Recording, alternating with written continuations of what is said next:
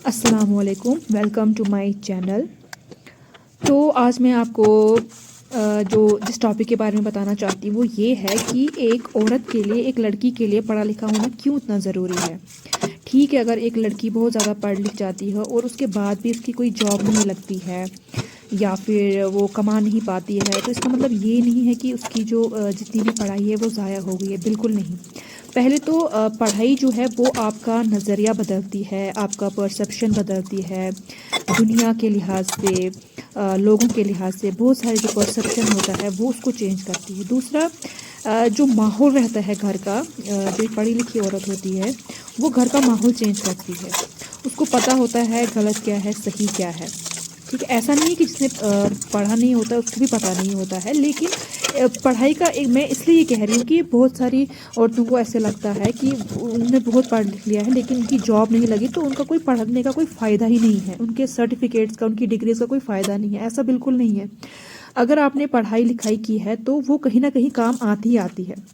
हो सकता है एक ऐसे स्टेज ऑफ लाइफ में वो काम आएगी कि आप कुछ और वहाँ से, फॉर एग्जांपल एक पढ़ी लिखी औरत जो है एक स्टेज ऑफ लाइफ में वो पहुँचती है, वो अपना बिजनेस ओपन करती है।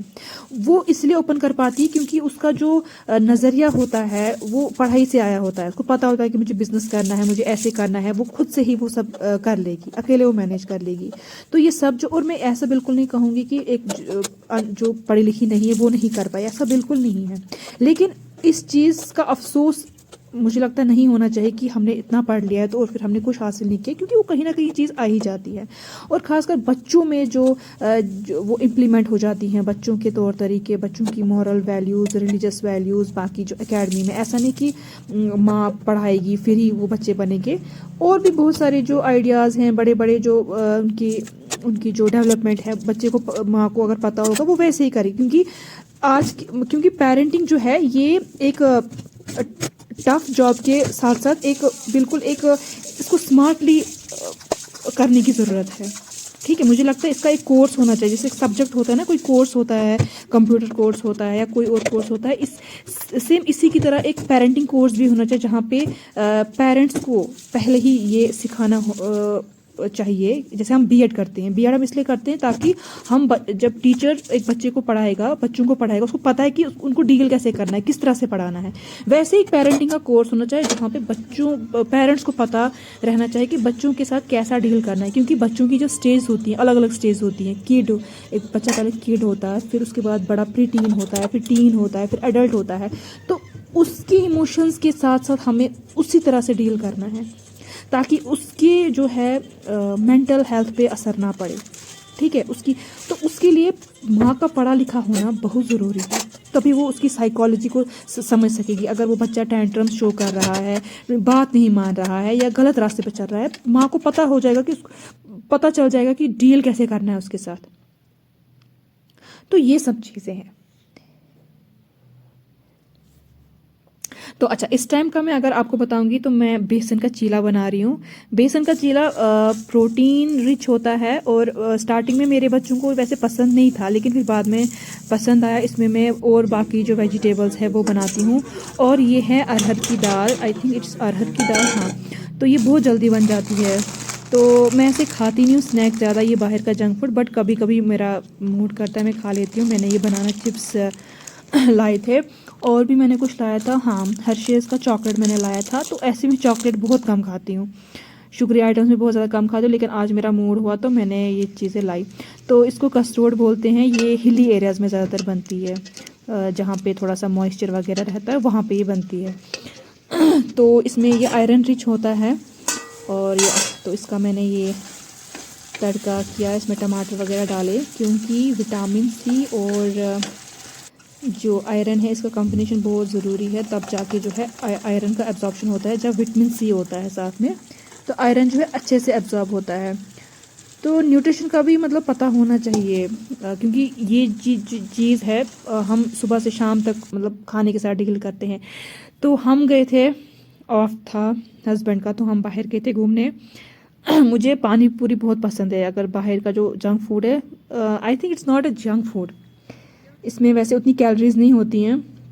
सूजी के रोल्स होते हैं ये, और इसमें चना होता है और ये काफ़ी टेस्टी लगते हैं मुझे। और मेरी जो छोटी बेटी है उसको भी बहुत पसंद है, उसको तो मतलब मुंह में नहीं घुस रहा था। और फिर मैंने फिर से आइसक्रीम खाई। फिर हम घर वापस गए, शाम हो गई थी। तो बहुत अच्छा व्यू था इस टाइम पे, मतलब काफ़ी शांति लग रही थी और पोल्यूशन भी बहुत कम था। और अब हम घर जा रहे हैं और फिर घर पहुंच के फिर से थोड़े से किचन को साफ़ करना था, खाना बनाया था। या तो फिर मुझे लगता है ये नेक्स्ट डे का शूट है।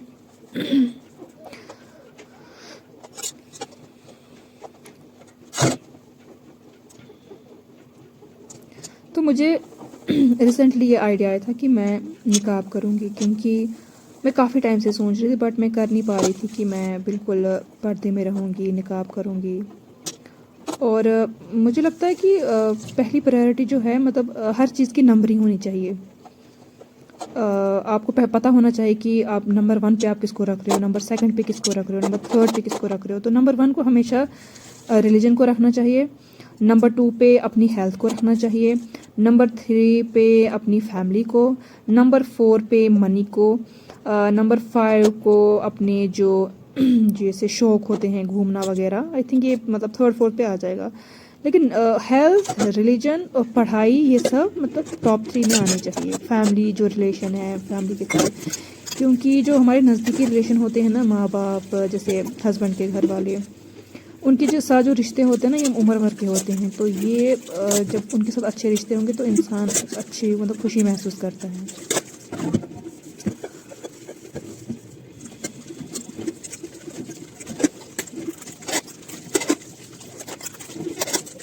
तो ये था आज का vlog. I hope you like it. I don't know how to record the video और कैसे बोला है क्या, अभी तो बिल्कुल स्टार्टिंग में है, but I hope you like it. Thank you. Subscribe my channel.